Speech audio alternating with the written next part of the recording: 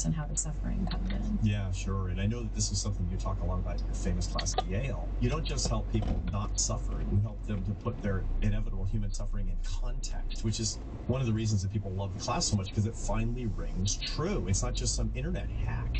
It's really about how to be fully alive. It's, when I look at your syllabus and I've listened to the way that you lecture, it's like, this is a fully alive class with Laurie Santos at Yale. People are like, finally, somebody who understands that I'm a human breathing being and there's nothing defective about me because I'm sad today. And this really is part of how happiness works. The first is enjoyment. The biggest problem that people have with enjoying their lives is that they mistake enjoyment with pleasure.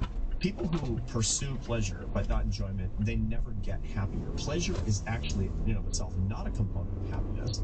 And pursuing pleasure per se leads to addiction, usually misery. There's never been anybody I've ever talked to or heard of who says, my happiness secret is methamphetamine.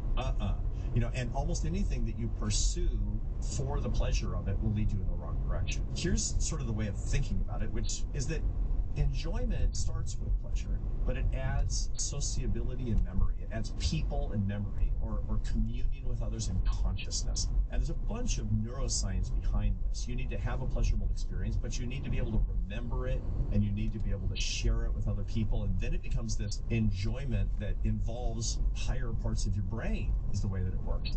So here's kind of the rule of thumb that I talk about. If there's something that gives you a lot of pleasure, and you're doing it over and over again alone, you're on the wrong track. I realize there's certain things that you do alone, but aloneness actually is a problem with a lot of these pleasure-based activities. And, there's a reason that Anheuser-Busch doesn't do beer ads showing some guy pounding a 12-pack alone in his apartment. Why? Because they know that that's pleasure that doesn't lead to happiness. They show a bunch of people with their family and friends cracking open a cold Budweiser and having a big drink and having a nice time together and making a memory, because that leads to enjoyment, and enjoyment leads to happiness, and they want to be a happiness company, and that's great. The same thing is true with almost anything that we do. If you're alone in Vegas at 3 a.m. in front of a slot machine and nobody knows where you are, you're probably not pursuing a happiness strategy.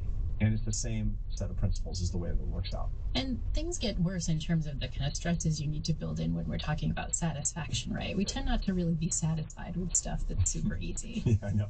I mean, you talk so compellingly about the hedonic treadmill. I've heard you talk about it. And the way that I really understood it was like looking at your stuff and listening to you, actually, because it's so clear the way you talk about it.